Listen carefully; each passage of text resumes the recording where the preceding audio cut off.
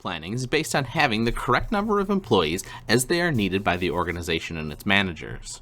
Workforce planning works with talent management, which focuses on having the right individuals ready for jobs when they're needed. A significant part of talent management involves developing a pipeline of talented people. Additionally, talent management focuses on key positions and job families that will be required, skills that will be needed, and competency models, talent pools, and assessments of employees. This presentation focuses on talent management as a strategy to build company performance. Successful talent management is strategic because the development of employees should be linked to what the organization is trying to do. Organizations must respond quickly to changes in environmental demands, and having the right talent helps those responses. Strategic talent management is the process of identifying the most important jobs in the organization that provide a long-term advantage, and then developing employees so they can effectively work in these jobs. Both talent and strategy are among the most important drivers of success in organizations, including research and development labs. This suggests that companies should consider talent management when developing their business strategies. One way to think of talent management is as a process that goes beyond simply recruiting and selection to meeting the needs of organizations with talent. Along the way, all elements of talent management are encountered: training, succession planning, career planning, development, and performance management. This figure shows the process. Training and performance management are covered in other presentations. The basis for a company dealing successfully with staffing changes such as retirements, transfers, promotions, and turnover is succession planning.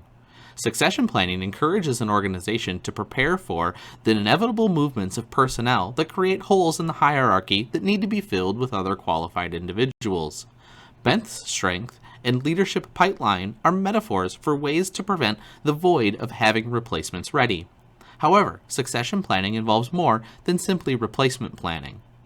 Succession planning should include a well-defined development system for employees. This process should be able to place the right people in the right positions at the right time. Let's take a look. Whether in small or large organizations, succession planning is linked to strategic planning through the process shown in this figure. The process consists of first defining positions that are critical to the strategy, and then making certain top management is involved personally with talent identification, mentoring, and coaching.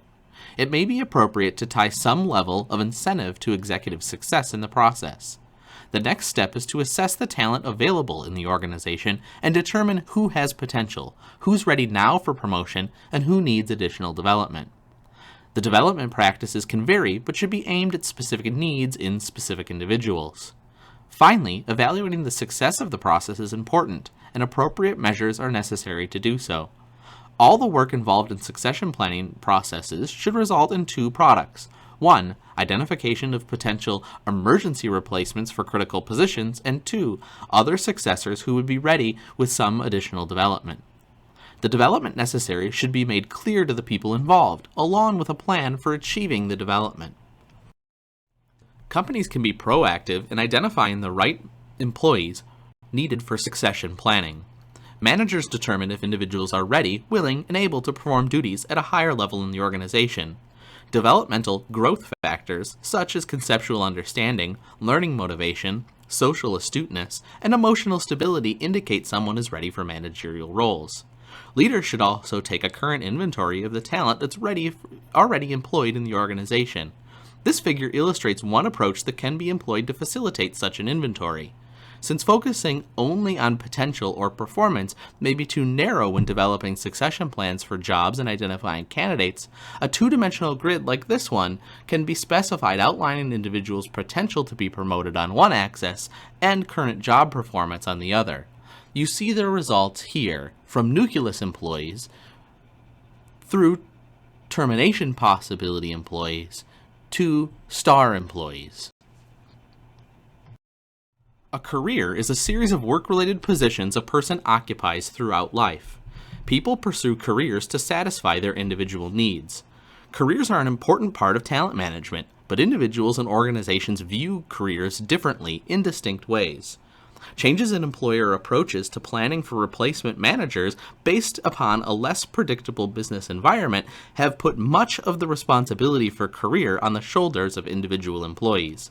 However, companies need to take some responsibility in the career planning process by helping employees make good decisions and providing positive work opportunities. When a company attempts to manage careers internally, there may be typical career paths that are identified for employees. Since careers are different than in the past, managing them puts a premium on career development by both employers and employees. Effective career planning considers both organization-centered and individual-centered perspectives.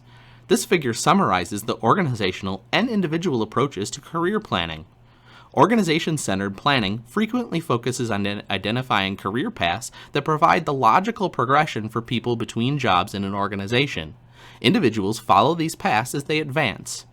For example, the right person might enter the sales department as a representative, and then be promoted to account director, district sales manager, and finally, vice president of sales. A good career planning program includes elements of talent management, performance appraisals, development activities, and transfer and promotion opportunities.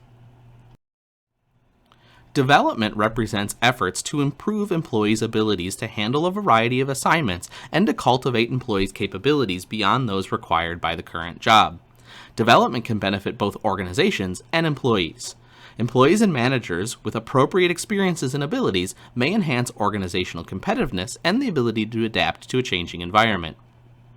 In the development process, individuals' careers may also evolve and shift to new or different focuses. Development differs, however, from training. It is possible to train people to answer customer service questions, drive a truck, enter data, set up a drill press, or assemble a television. However, development in areas such as judgment, responsibility, decision-making, and communication presents a larger challenge. These areas may or may not develop ordinary life experiences of individuals. A planned system of development experiences for all employees, not just managers, can help expand the overall level of capabilities in an organization. This figure profiles development and compares it with training. As talent management becomes more important, employers may wish to encourage learning organizations. Learning organizations do their best to teach how to be effective through formal learning processes, such as seminars, experiences, sound leadership, as well as through informal mechanisms. Such a learning environment can be difficult to introduce into an organization where it has grown on its own. But in situations where it already exists, a learning organization offers a significant opportunity to develop employees. This figure depicts some possible means for developing employees in a learning organization. Organizations may use corporate universities, or what I call organizational universities, to develop employees. For instance, over 50 years, McDonald's has used Hamburger University to deliver accredited courses that prepare its managers for the challenges and opportunities associated with managing the company. Sometimes regarded as little more than a fancy packaging for company training, such classes may not provide the degree, accreditation, or graduation in a traditional sense. However, career development through corporate or organizational universities is more powerful than ever, as organizations choose to brand their training initiatives to manage talent well.